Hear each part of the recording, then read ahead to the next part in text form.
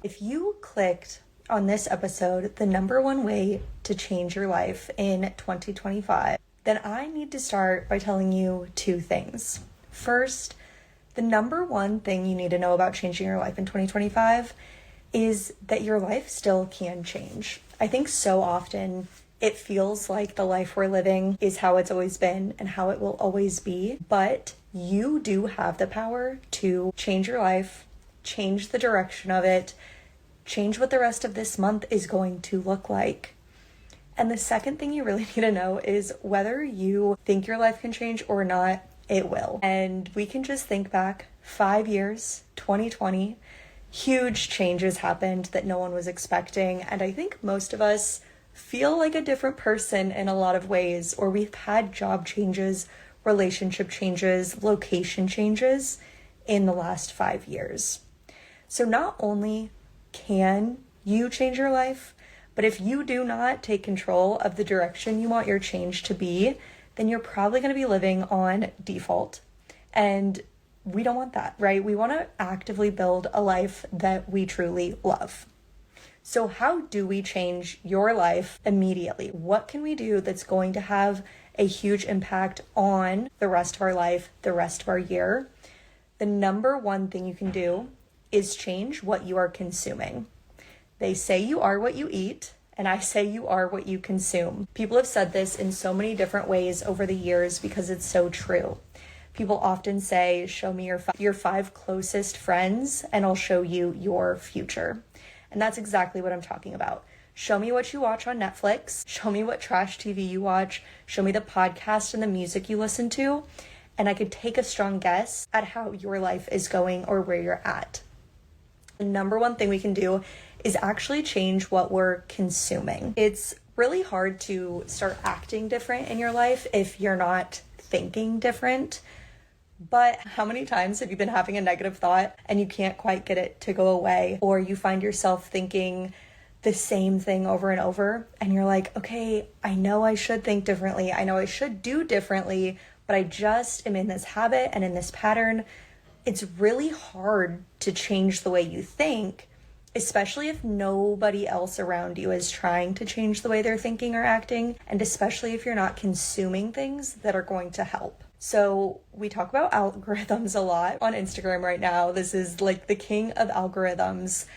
And we often are freaked out by the ads or the posts that we see, and we'll be like, you know what? I was just thinking about that, or I was just talking about that. If an algorithm can predict what you're going to think about next or predict what you might like in your life, then we should be able to make those same predictions about ourselves. That might sound crazy, but it's really not that crazy if you think about it. If an algorithm, if a computer that's taking your data can tell you about yourself, then we should be able to do the same. Our brain is like an algorithm.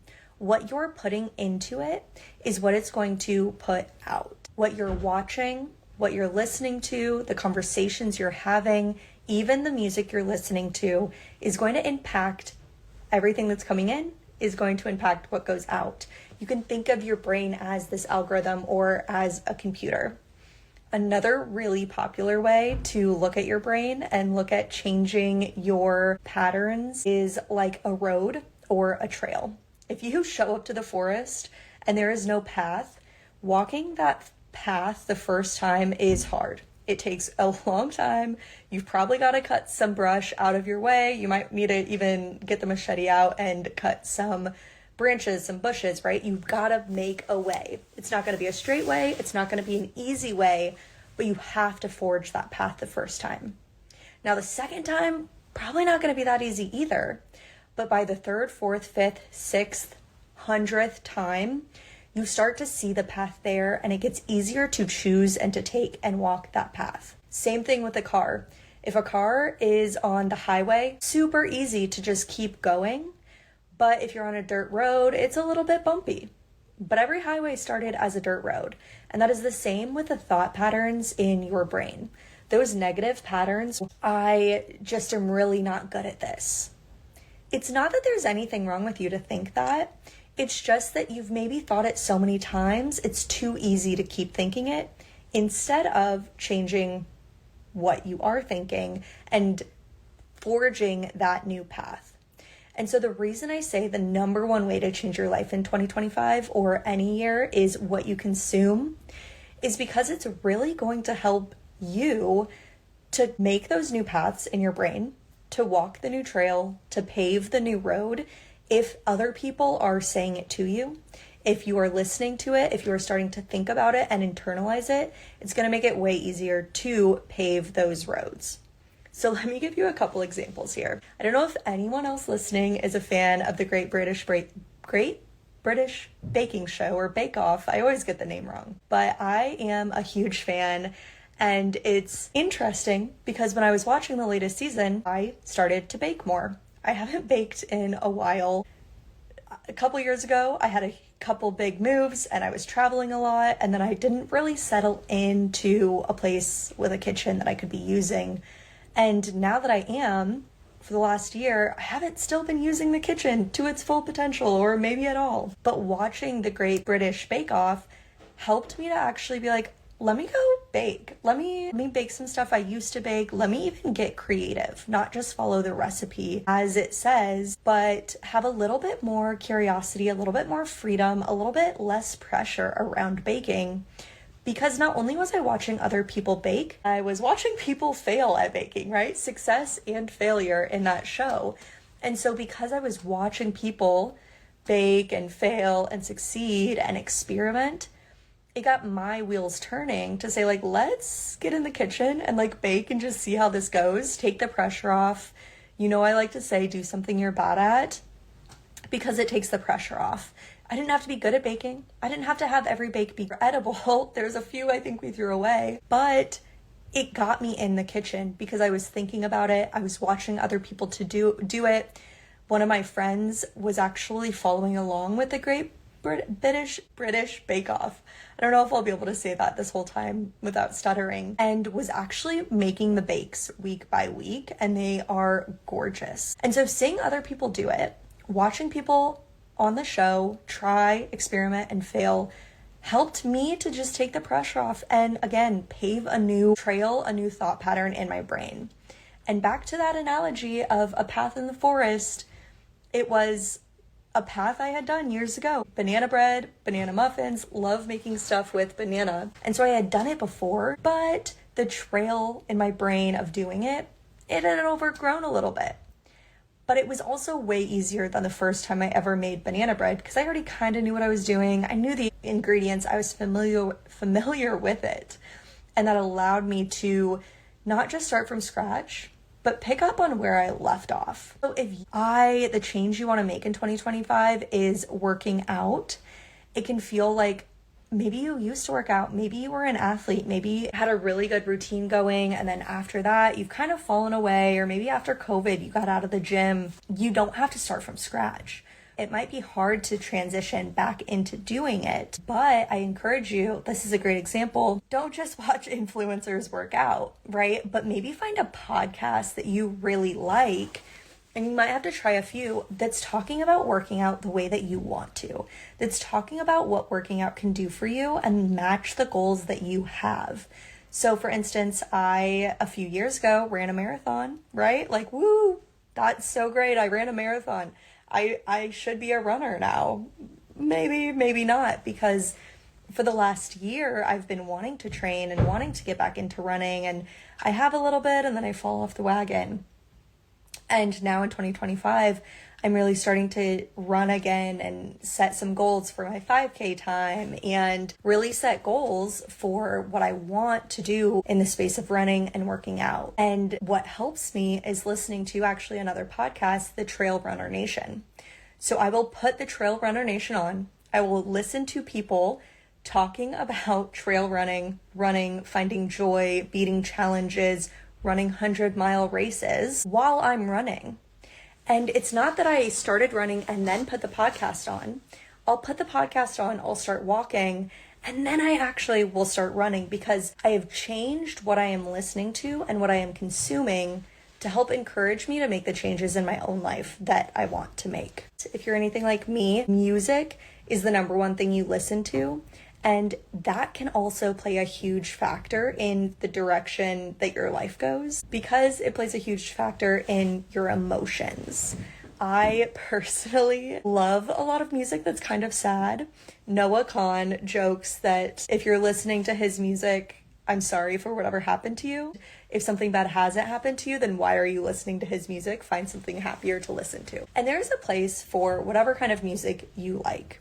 I'm not saying change your taste at all or entirely, but if you're having a bad day and you're really trying to get motivated to make a change or do something differently, incorporating new songs, upbeat songs, positive songs, songs that kind of talk about the direction you want your life to go, that can help. I want to take a moment and talk about some examples here, and one of them might hit home for cough cough some of us, but if you are in a relationship or you're looking for a relationship and it's not where you want it to be, or you're not finding what you want to find, and that's maybe your big change for 2025, I want to encourage you to apply this concept to your dating life and your personal growth. If you are watching trash TV that shows dysfunctional relationships and shows what version of love is entertaining, but it's not what you want, it might help to stop watching that.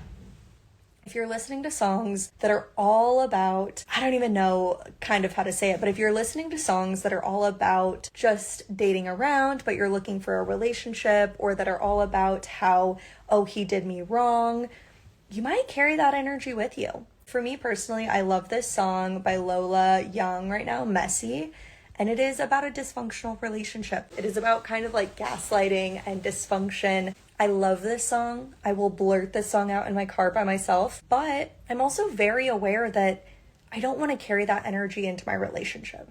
I don't want to take what I'm consuming, internalize it, and project it on my life. And so we can use these things as tools, what we're consuming, the songs we're listening to, the podcasts, the shows, we can use them as tools, but I also want us to be very aware, even if you watch, I call it trash TV, but reality TV, and it's not because I don't watch some of it, but if we're watching The Bachelor or Love is Blind or whatever kind of other shows are just highlighting the dysfunction and the cheating, that might play into how you're approaching your relationship or how you're approaching dating. Be careful of what you're consuming. And this is actually something that I really was working on in 2023, which is switching what I was consuming when it came to thinking about relationships. I was single, but I was actively open to a relationship and also not necessarily wanting one. What I wanted to do was make sure I was doing the work on myself to be prepared if a relationship came along. And there was people like Monica Yates that I would listen to her podcast, but these other women who were really working on focusing their energy on who they wanted to be, who they wanted to show up as, and what they were willing to accept in a relationship. And so instead of just watching trash TV and thinking that, all people are trash, I was looking to people who were giving relationship advice that I liked the fruit of their labor. Again, what you eat is what you are. What you consume is what you are. So if you want to change your life in 2025, the number one thing, the number one place to start is what you consume. We can take an audit of what are you currently consuming? What shows are you watching? What music are you listening to? What podcast are you listening to? Who is speaking into your life the most? Maybe it's coworkers, maybe it's friends, maybe it's family, maybe it's a partner. But I want us to take time to audit how we're feeling and how those things help us act. What thoughts are we having? For instance, I absolutely love this show called Silo. Season 2 it just came out. And I know when I watch these crazy apocalyptic dramas, I'm thinking about crazy apocalyptic things. That's what my brain is now thinking about. I do that, but I do it sparingly, right? I try and pay attention, and I actually now watch a lot of things that are very lighthearted because I know I tend to internalize and dwell on shows that are dark, shows that have a ton of drama. It affects my energy in a way, and I think about it a lot. So I know I can use that same concept for me. I can listen to podcasts, like I said, about working out, about running, about business, about relationships, but I'm going to consume the content that is showing the changes that I want to have. That is all the first step here. That is all the beginning. And then next, I want you to spend more time with yourself. If you want to change your life in 2025, what do you want to change it to? What do you want your life to look like? And a lot of the guests I talked to last week had Ryan Gillen's episode air, and we were talking about how so often as a coach, you ask somebody, what do you want? What do you want in life? You're listening right now and I ask you, what do you want? You might have the tendency to start by telling me what you don't want. Oh, I don't want to work 40 hours a week or 60 hours a week. Oh, I don't want to be in a dysfunctional relationship. So we need to know what we actually want. We need to know what goals, what changes are going to feel good to us, feel safe to us, and align with what we want our life to look like. And the best way to do that is to find solitude, even if you're like me and you need to schedule it into your week. Find solitude, find ways to spend time with yourself. I last week actually went hiking by myself and there was snow on the ground and it was super muddy. I actually ended up falling in the mud. It was cold out. It was not the most ideal time to go hiking, but I just knew. I'd been thinking for months that I want to find one time a week to go in nature alone, go on a walk just with myself, no podcast, no music, and just hang out with myself. And there was this day last week where I was like, I need to go hiking and it's cold and I didn't know it was going to be muddy, but it was muddy. And while I was out there, I knew that even though it wasn't the best hiking experience I'd had in my whole life, heck, I literally fell in the mud. I knew that if I hadn't done it, I wouldn't have felt as happy. I would have actually been really upset and grumpy the rest of the day because I didn't listen to what I needed. And I know that I need that solitude. Even if it's almost purposeless, right? Even if it's not so that I can figure out a new business goal or I can work something out, it's just time to hang out with myself, to be in my own head and see what comes up, see what I do think about the things that I'm consuming. Just take that time to be with yourself. One other way I've done this, and I'll leave you with this, is maybe you live in a city with a public transportation, but in Omaha, Nebraska, 9 times out of 10, we are driving, and probably 99 out of 100 times. If I can't walk there, which usually I can't, I am driving around. And I used to always try to take the fastest route. Like, how do I get from A to B? And in the last 6 months, I've really started to spend extra time in the car on purpose. Take the long way, drive through the neighborhood, not speed. It doesn't really get you there any faster anyway. But just enjoy the time in the car with myself. It's where so many of my solo podcast episodes are recorded because it gets my juices flowing. It gets me thinking. Having that alone time allows me to really see things differently, but also to listen to who I am, what changes I do want, how I actually am interacting and thinking about the things that I am consuming. And it's a great way driving to get that rapid eye movement where you're actually looking back and forth. It's so good for our brains and creativity. So if you're feeling stuck, if you don't know what you want, if you don't know what changes you want to make, you clicked on this episode, you want change, but maybe you don't know what changes you want. Go on a walk, go on a drive, turn the music off, turn the podcast off, and just spend some time with yourself. Maybe you're going to think, maybe your brain's not going to think. Both are totally fine, but put this into your routine. All right. If you are listening still, then I know that you can do this. You can be the change in your own life.